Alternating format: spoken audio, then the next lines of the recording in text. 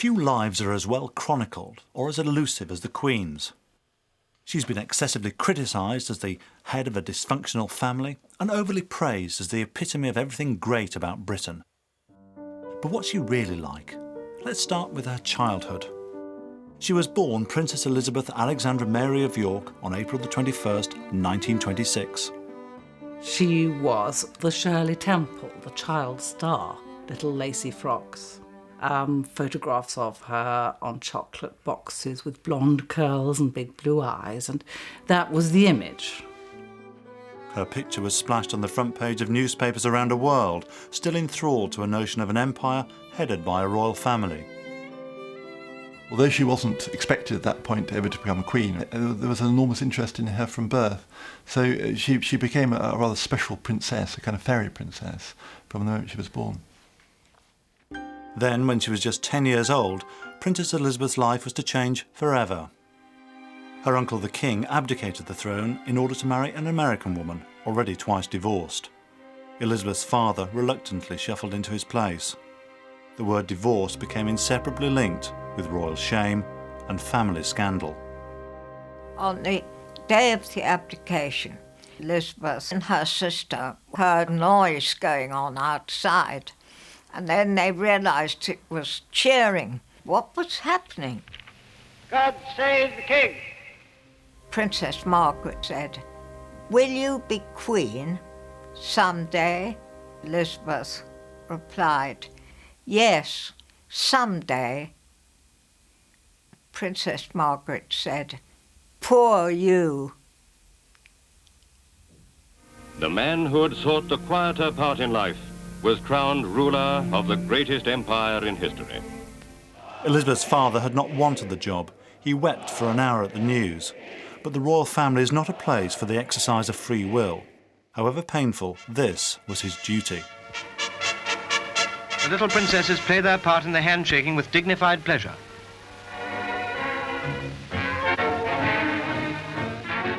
Elizabeth was now heir presumptive, first in line to the throne.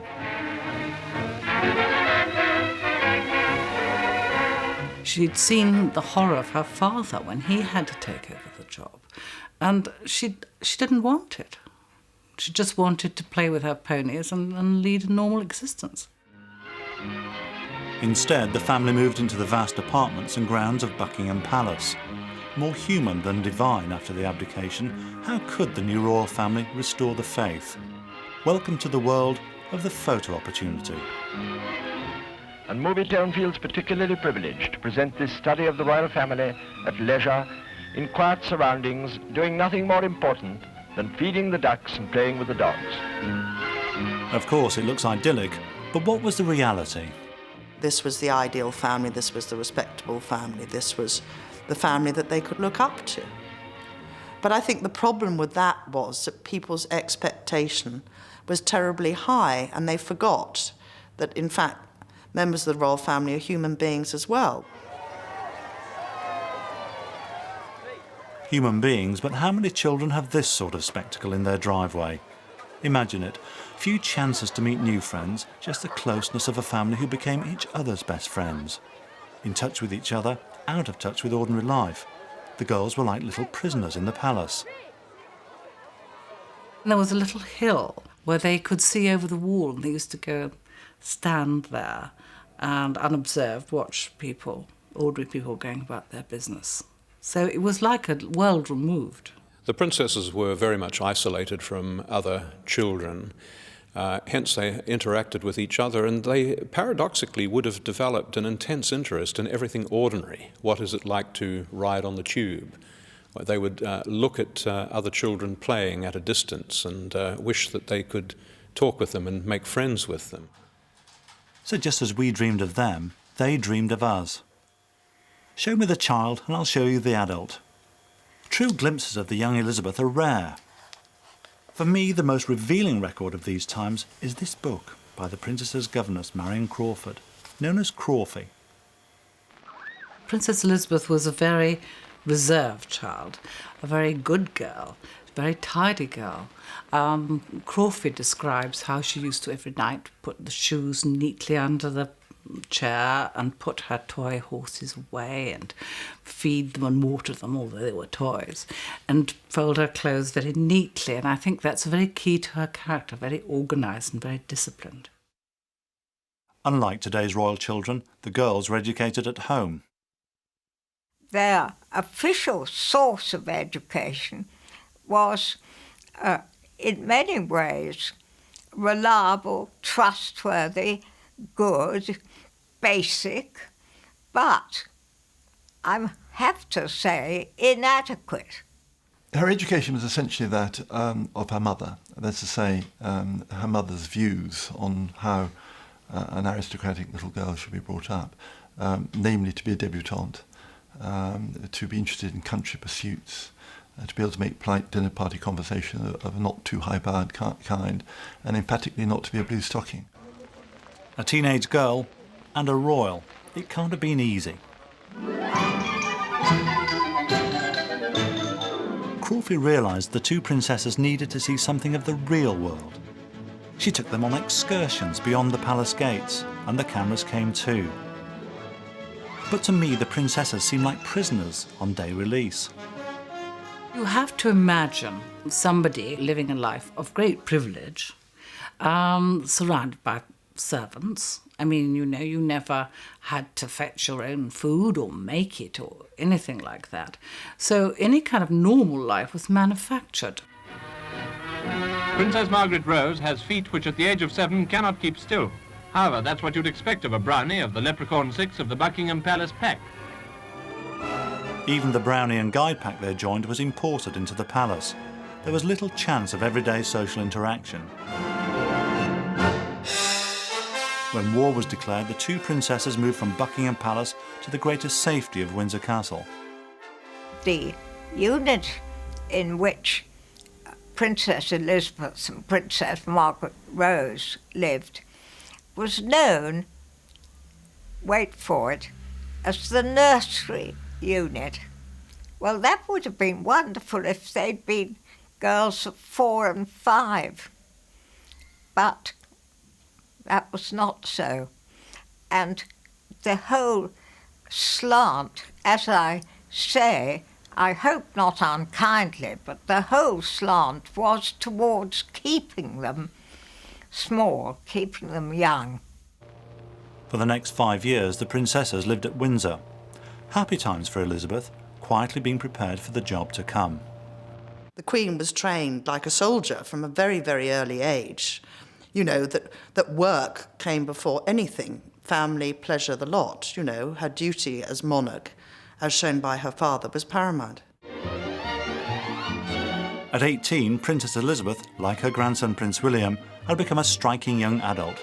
Breaking free from her castle confinement, and with another photo opportunity beckoning, she swapped her horse for an army truck. Elizabeth had badgered her parents to let her join the ATS, or Auxiliary Territorial Service. Although she drives it with apparent composure, she had no experience of driving before she commenced her training. Well, I think the ATS was a wonderful period for her. She was allowed out, she was allowed to live a relatively normal life, although, of course, all the other girls knew exactly who she was. And it also, to use that word, empowered her because she learnt to drive. And when it comes to checking the plugs, Princess Margaret has obviously become suitably impressed. The Queen Mother once said to a friend over dinner, we had spark plugs for dinner all last night, you know, and she learnt how to change wheels of lorries and maintain engines, and she absolutely loved it. As the war ended, the young woman had broken out of the nursery. And there was another reason for her growing self-confidence. 5 years earlier, she had first met the love of her life, Prince Philip. This picture shows the first time Elizabeth recalls meeting Prince Philip, a distant relative, on a visit to a naval college where he was a student. Philip's uncle, Lord Mountbatten, was a keen advocate of the match. Both the princesses were very struck by this glamorous young man, and he showed off rather and jumped over the tennis net and teased Margaret and everything. And Princess Elizabeth was completely struck. And that was it. I think she was only 13. She never looked in any other direction. It was a significant decision. Philip offered an antidote to stuffy court life. Good-looking and good at games, forceful and quite irreverent, he was not like the fawning flunkies she was used to. But Elizabeth was the most eligible girl in the world, so her parents were very doubtful about the match. I'm absolutely sure they thought he was a dazzler. Anyone would, they couldn't fail to. But I think, like any parents, their first thought was, wait a bit. That's the natural thing, especially if your daughter has really had no experience at all.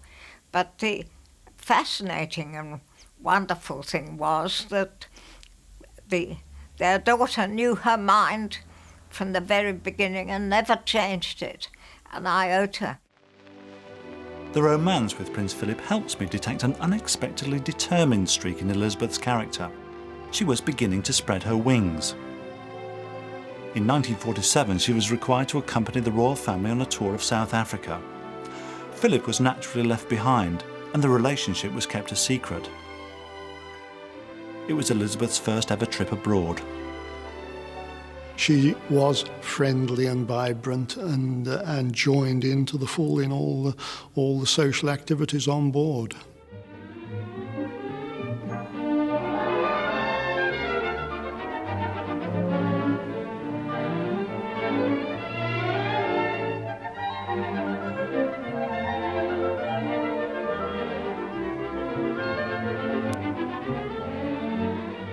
We played with them just as if they were ordinary girls. One couldn't obviously relax entirely all the time. One always had to remember that you were a commoner and they were princesses. The royal family arrived in Cape Town to the unquestioning applause of the Empire.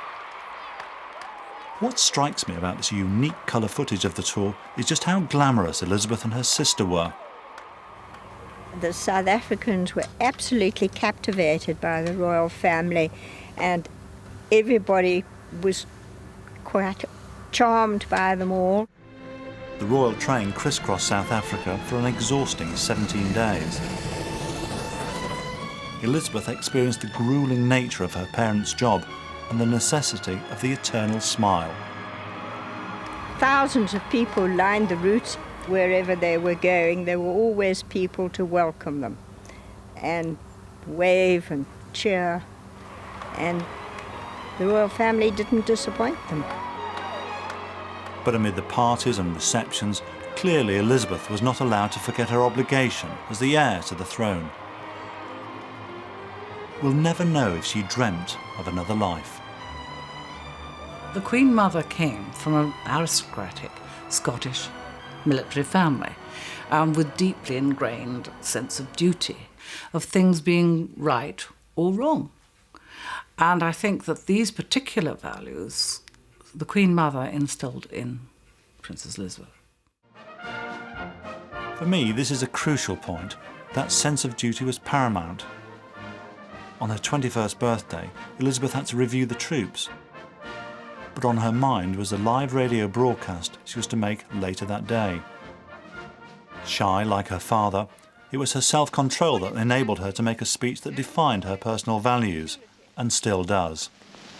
I declare before you all that my whole life, whether it be long or short, shall be devoted to your service and to the service of our great imperial family, to which we all belong. It's a speech of self-denial, of sacrifice, a remarkable speech in someone so young. And when you think about it, these two themes ran throughout her life.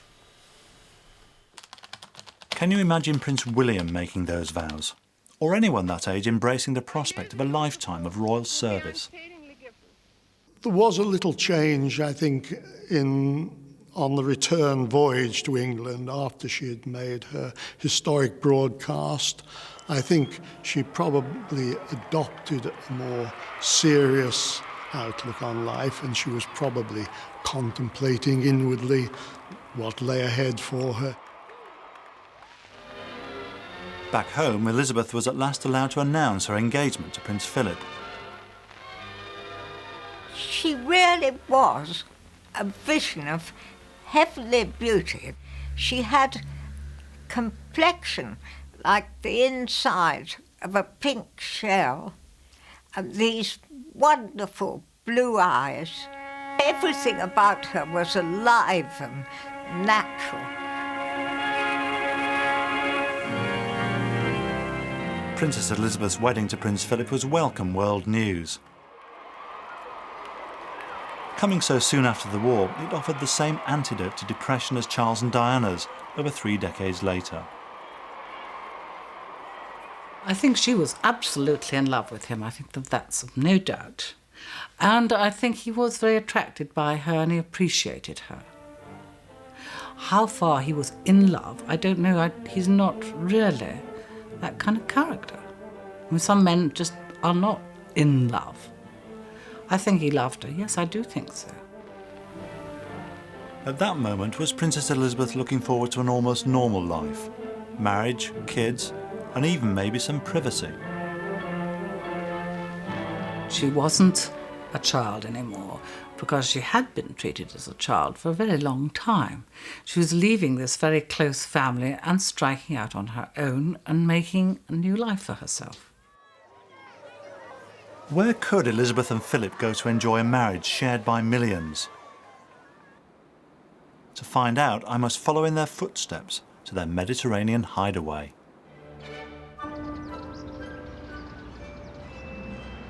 My quest for clues to the Queen's personality has brought me to Malta, where Elizabeth, not yet Queen, and with no prospect yet of becoming Queen, came before me. Her husband Philip was stationed here. He was a naval officer, she was a Navy wife. Now she had her first real chance to be like the rest of us. So, what does she do?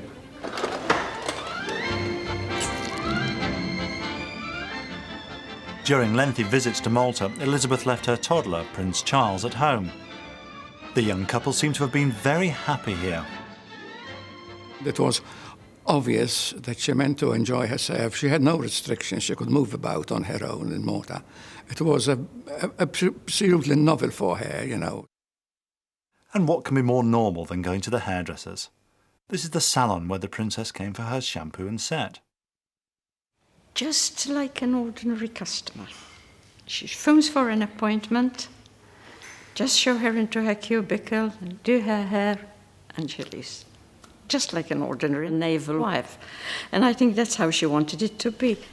This is a lock of hair of Princess Elizabeth, which I saved all these years. It's very precious to me. So how old is it? It's 1951. That's 50 years. Of course, hair never dies, so it remains as it is.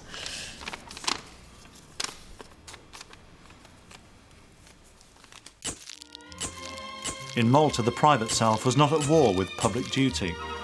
Here they enjoyed simple delights, like any young couple. This is the great ballroom of the Phoenician This Hotel. is the ballroom in here.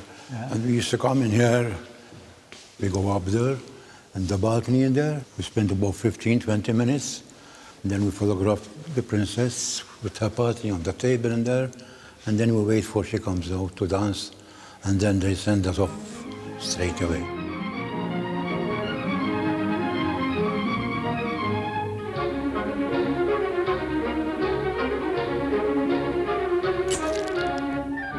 Yeah, they were nice days.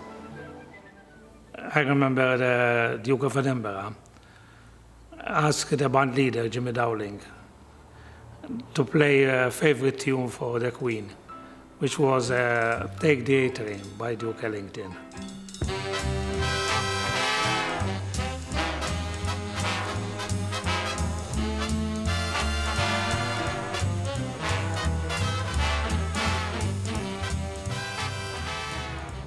What a contrast Malta must have been to the bleak formality of her life in London.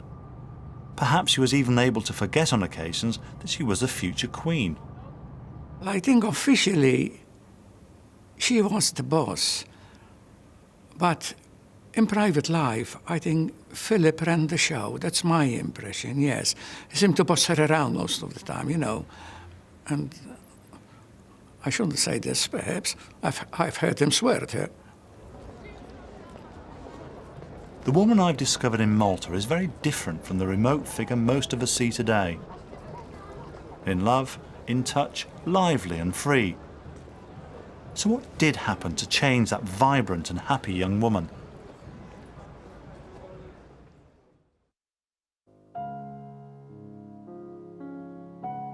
In 1952, Princess Elizabeth suffered a devastating blow when her father died while she was on a royal tour. He was only 56.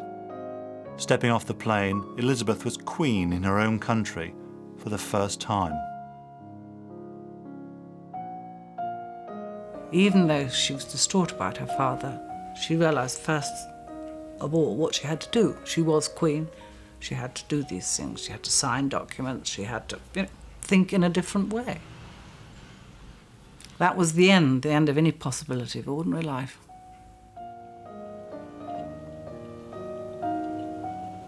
Today, the silence of sorrow replaces the cheering that once would greet him. A little-known letter written by Elizabeth in early 1952 sheds a fascinating light on her state of mind. Mummy and Margaret have the biggest grief to bear, for their future must seem very blank. Well, I have a job and a family to think of. A job. So the job now came first.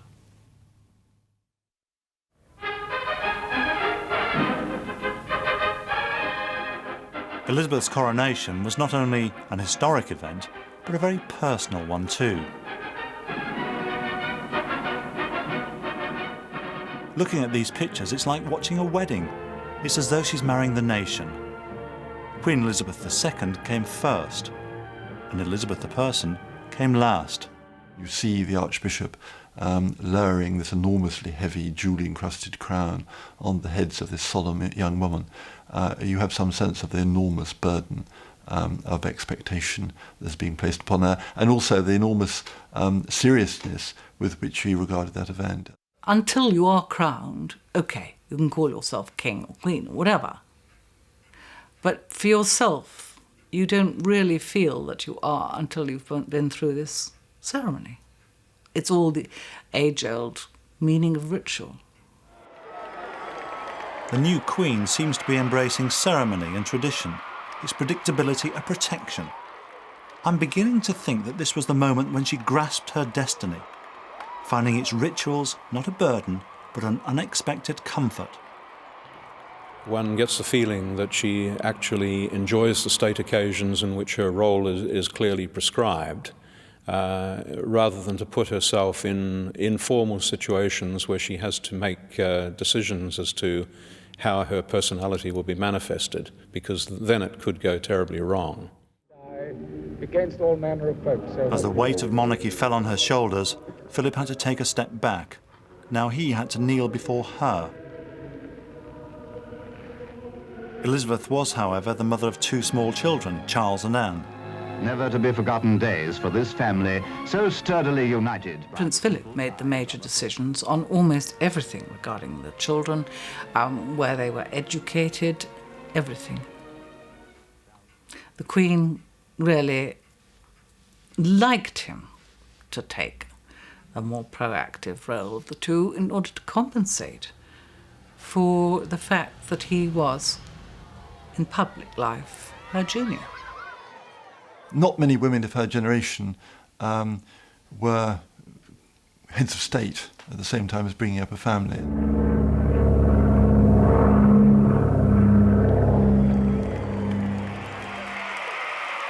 The ultimate working mother was already used to the demands of state duty abroad. Now her children would have to get used to it too. It was really the Queen Mum who stepped into her shoes. Prince Charles was a sensitive little boy, and suddenly, Mummy had virtually disappeared off the scene. And so I think the Queen Mum provided the sort of emotional stability and security, certainly in the early years. She was a devoted mother, but it wasn't able to devote that much time to them. And of course her own personality is a kind of reserved one. Undoubtedly, Prince Charles adores his mother, but at a distance, because it was just the circumstances of fate that dictated that, whereas with the Queen Mum, it's a much more huggy sort of relationship. But the sacrifices the Queen made left its scars. Princess Diana even told me that Charles wanted them to have a home life, but he hadn't been taught how. And the demands of the job meant that the Queen had to wait 10 years before she had more children. She was much easier with Andrew.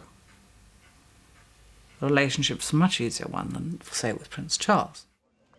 And again, the Duke of Edinburgh's relationship with Prince Edward. Much easier. It seems to me that the Queen has always felt she must indulge her children to compensate them for her absence. So when it comes to family matters, she's not as strict as she is with state affairs. Let me give you an example. Look at the fiasco of the television game show It's a Royal Knockout, which did real damage to the image of the monarchy. Have you been watching it? Yes. Yeah. What did you think of it? Thanks. I thought it was... Prince Edward's behaviour contrasts vividly with his mother's iron self-control in public. So why did she let it happen? She feels a need to compensate, and therefore, hence this dreadful error. She should have, as the monarch, put her foot down and said, "This is most undignified, and what the heck do you think you're doing?" But she didn't.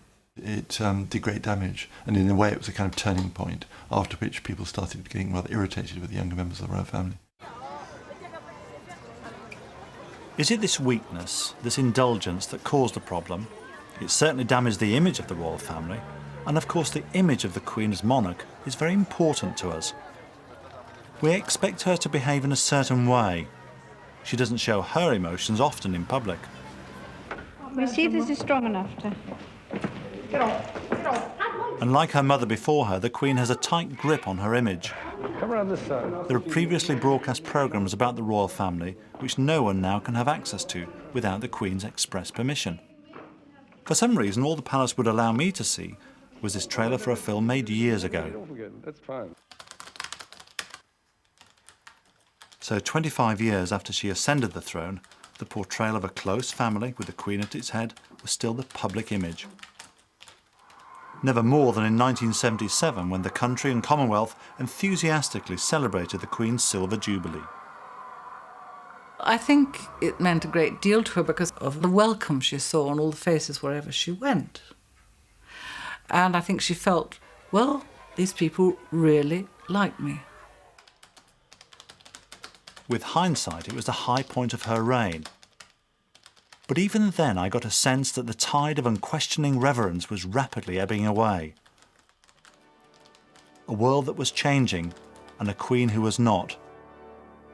Soon the epic tragedy of Diana would expose how far from her people the Queen had grown. In my search for a deeper understanding of the Queen, I've come to a favourite holiday home, Balmoral Castle in Scotland. It's where the Queen seems closest to being herself, in a headscarf and tweed skirt. She's a countrywoman at heart. There was the Queen who was on the stamps, and there was a Queen who went up to Scotland to be a real person again. She was relaxed with people. People around the estate were relaxed with her. I've seen her talking to a shepherd who leaned onto the back of his crook with his head down and jaw-jawed with the Queen like he would with anyone else on the estate, and had this philosophical conversation about dogs and the weather. She was trained to have that guard up, and it's not easy for her to let it down. These are priceless glimpses of a Queen we rarely see. There was a private Queen, which is very sharp, very witty, talks like a kind of almost like a machine gun in sort of rapid sentences, is a very good mimic, makes people laugh, and actually does let her hair down. And that is the version of the Queen that is not publicly visible. Of course, one thing we all do know about the Queen is that she loves dogs, especially corgis. It's quite conceivable that a person in this rather constrained position of the monarch would feel more comfortable interacting with horses and dogs because they are less of a threat. You don't have to pose for them, you don't have to worry about whether you're properly dressed or what you say to them. You can interact with them as true and natural friends. Family relationships are perhaps the most difficult of all, even with the woman she's closest to, her sister Margaret. Long before Elizabeth's coronation, Princess Margaret had fallen in love with a married man, Group Captain Peter Townsend, her father's aide. When Townsend was divorced, their romance intensified. No one in the royal family chose to notice. I think that probably the Queen just didn't want to believe what she, even if she thought it might be possible. To royal watchers, the practice of denial is a familiar trait. The royal family call it ostriching, sticking your head in the sand like an ostrich, hoping the problem will go away or someone else will cope with it. Even when it became clear that Margaret and Peter Townsend were intimate, the new Queen let the drama drift into a crisis.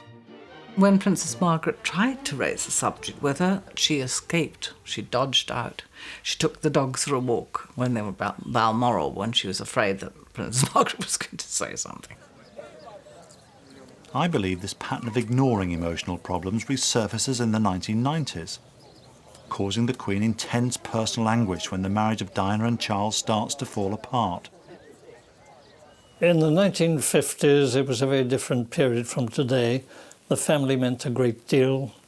Divorce was terrible. The idea of going out with a married man was frowned upon. A married man with children who was going to divorce to marry a royal princess, it was just unheard of. Remember the abdication? Don't mention the D word, divorce. The Queen, after all, is head of the Church of England. She's a real Christian, and the values, spiritual values, are important to her. And that runs through her life, of her lifelong disapproval of divorce. Princess Margaret's personal message issued from Clarence House. I would like it to be known that I have decided not to marry Group Captain Peter Townsend. I am deeply... After much heart-searching, Princess Margaret agreed to stay in the royal world. The Queen Mother and the Queen had influenced her decision. So ultimately, then, the Queen was responsible for her sister's happiness. You're saying that. What would you say? She obviously played a part in it, an important part. And it could not have been done without her agreement. It's always issues of the heart, rather than issues of state, that expose the Queen's uncertainty of touch. So how has she dealt with a dynamic and proud husband who forever stands in her shadow?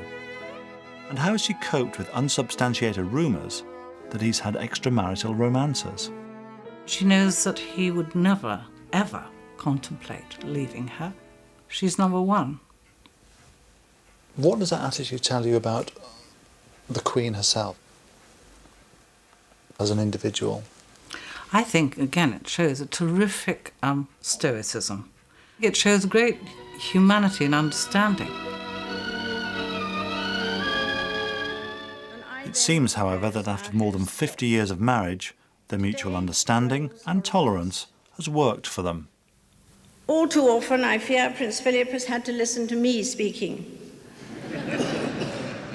He is someone who doesn't take easily to compliments, but he has quite simply been my strength and stay all these years. Years of cautiously playing by the book make it difficult to act spontaneously. The Queen is more inclined to wait and see and then react. But there's one place where her hidden passions burst through, at the races. At times her love of the turf takes over from the cares of state. She had a horse called Oriole in Coronation year with a real chance in the Derby. The question of the moment was, could Oriole, the Queen's colt, win? And one of her ladies in waiting in the week before the coronation said something like, "How are things going, ma'am?" And Princess Elizabeth said, "Oh, it's all right, they're going fine. Oriole went really well this morning." And that was 2 days before the coronation. But to her, it was 5 days, I think, before the Derby. Her Majesty was obviously most excited, even if victory had eluded her. Likes winning, just like everybody else. Loves winning. Many a time when I've spoke to her after winning, she's very, very happy. You know, you can get that glow in the voice that she's just pleased, just pleased. And the Queen isn't just playing, she takes it all very seriously. It's her one passion and escape, and she's very, very knowledgeable about her racing horses. Her breeding, she's very, very much into breeding. It's virtually her life, you know, she really loves horses. Little tiny things make her happy. You know, getting to know all about her babies. Really, that's what they are. They're her babies. She brought them into the world. And indeed, one of her close friends said, if the Queen had spent even half as much time on the mating of her children as she does on the breeding of her horses, all these troubles of the 90s might never have happened. It's much easier to see the events of the 90s in a different light, because I now understand the Queen's character more clearly. Looking back, the crisis seems almost inevitable. She looked like a princess from a fairy tale, radiantly happy, accompanied by her proud father, the 8th Earl. The eyes of the world were on her, and she knew it. Remember that wedding day? The nation fell in love with Diana, just as it had with Princess Elizabeth more than 30 years before. Diana and Charles were now front-page international news, but the arrival of Diana highlighted the Queen's old-fashioned style. Basically, they were chalk and cheese. The Queen just simply didn't really understand Diana, and she didn't understand an urban girl who hated the country. She didn't understand the princess's approach to what the princess saw as her job, which was famously to be Queen of Hearts, to empathise with people, to go out, to be popular in a personal sense. That was anathema to the Queen. You don't do that. You just stand there and be yourself, right? But you don't reach out to people. Who's this anyway? Diana struck an international chord and captured the changing public mood. But in private, Charles and Diana's relationship was falling apart. And what happened? Just as in previous emotional troubles, the Queen did nothing and hoped it would resolve itself. It didn't. It was rather like an ostrich, you know, just sticking her head in the sand and hoping a problem would go away or that somebody else would deal with it. That word ostriching again. The fairy tale came to an end, and the collapse of her eldest son's marriage was very painful to the Queen. She did know about Camilla. And, you know, the whole situation was allowed to spin out of control. It has turned out to be an annus horribilis. Then the very public war of the Walesers forced the Queen to react and request their divorce. The whole episode of the Wales divorce was the most damaging thing since the abdication of Edward VIII, undoubtedly, because it brought into question the reality of the monarchy, the Queen's personal attributes as a mother and as a monarch, and contrasted, you know, what seemed an outdated way of behaving with a modern way of behaving. We have a flash here from the Press Association Newswire saying that Diana, Princess of Wales, has died in a car crash in Paris. Even today, Diana is not forgotten. 3 years later, this spot above the crash site in Paris is still adorned with bouquets. During the awful aftermath of her death, the Queen and her family came under close and angry scrutiny. Did the Queen's actions, or lack of them, finally expose to the world the limitations of her upbringing and the flaws in her character? The Queen was told of Diana's death while on holiday at Balmoral. That morning, while the nation was in shock at the news, the royal family went to Crathy Church for the usual Sunday service.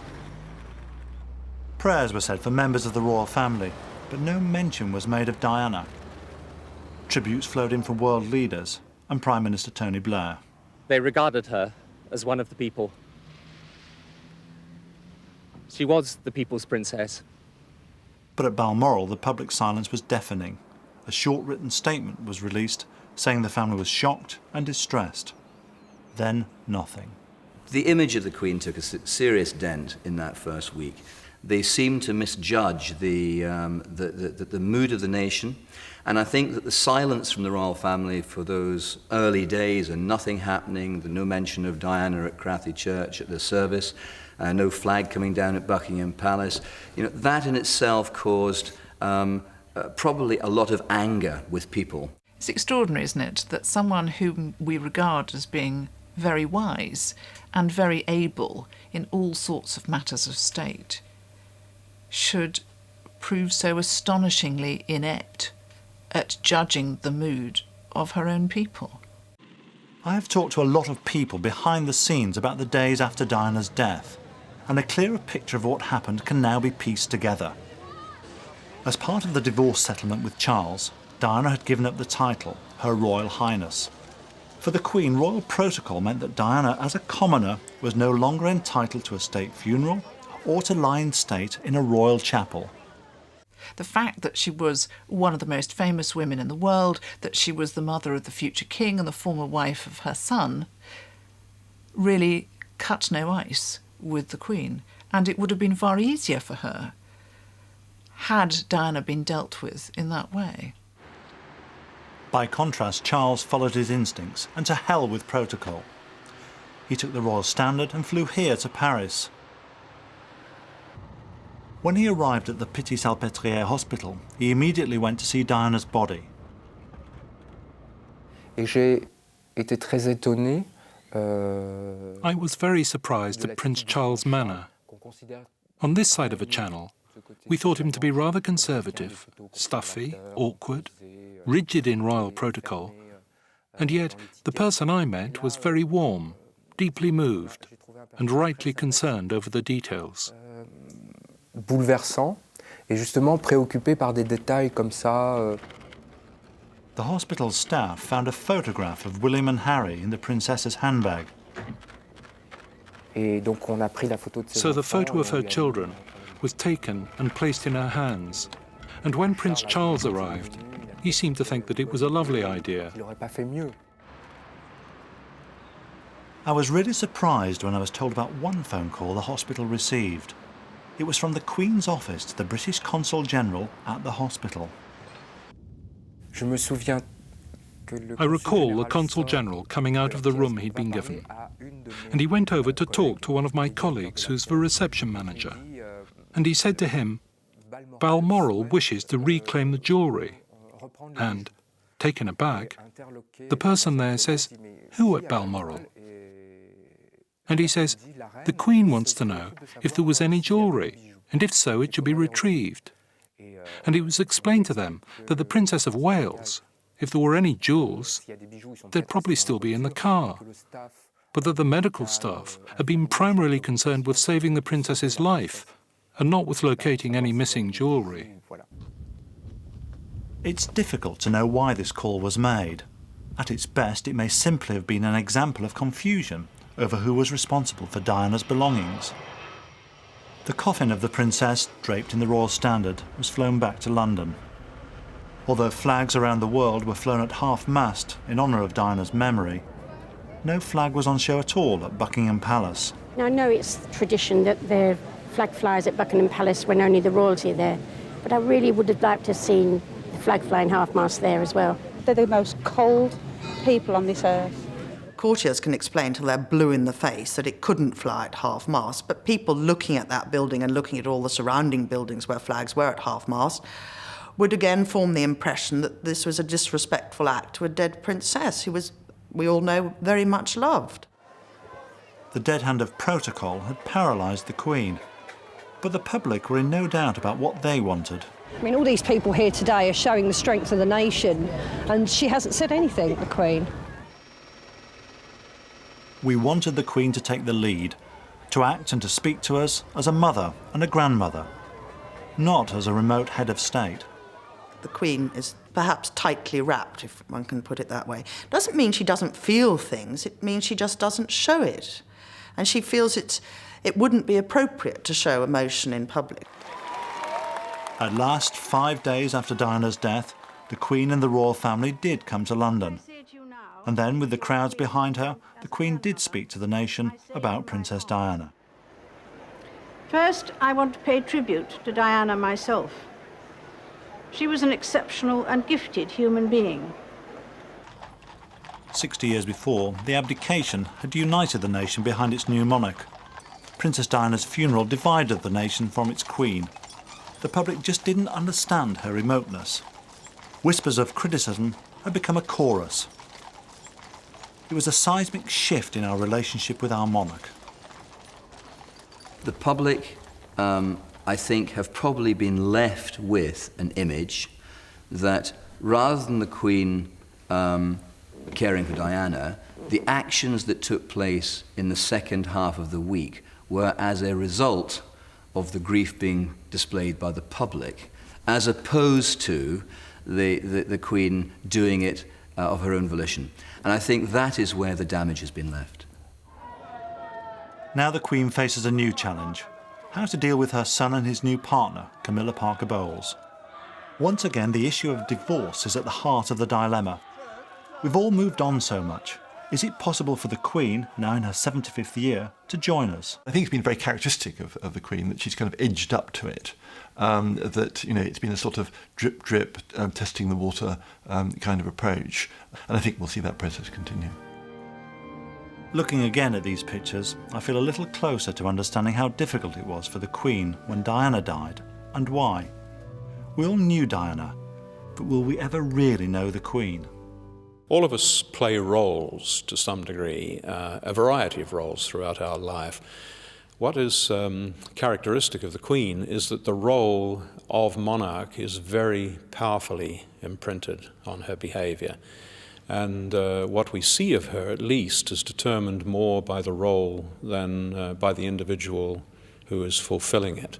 It's almost as though she's an actress who cannot escape the typecasting that's been imposed upon her. Uniquely privileged and uniquely restricted, the Queen has hardly ever put a foot wrong. Her dutiful and cautious character has made her ideally suited for a role where sacrifice and emotional reserve were vital qualities. But even if it has to be this way, and I seriously doubt that it does, will future monarchs, her son and her grandson, be able to attain that high standard? And I wonder too if we want them to make that same sacrifice.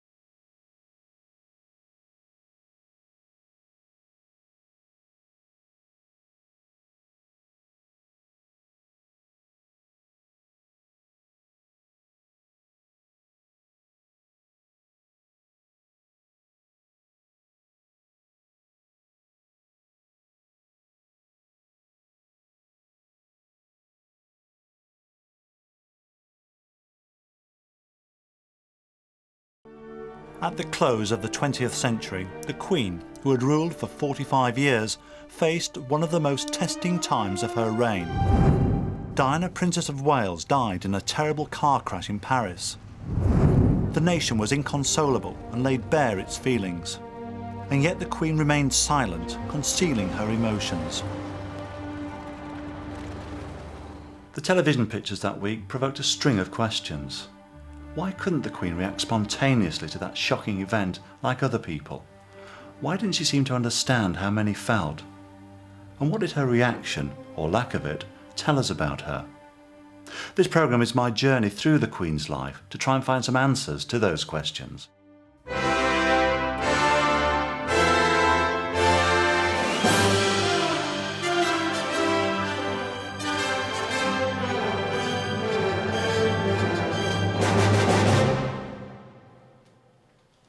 I'm a biographer,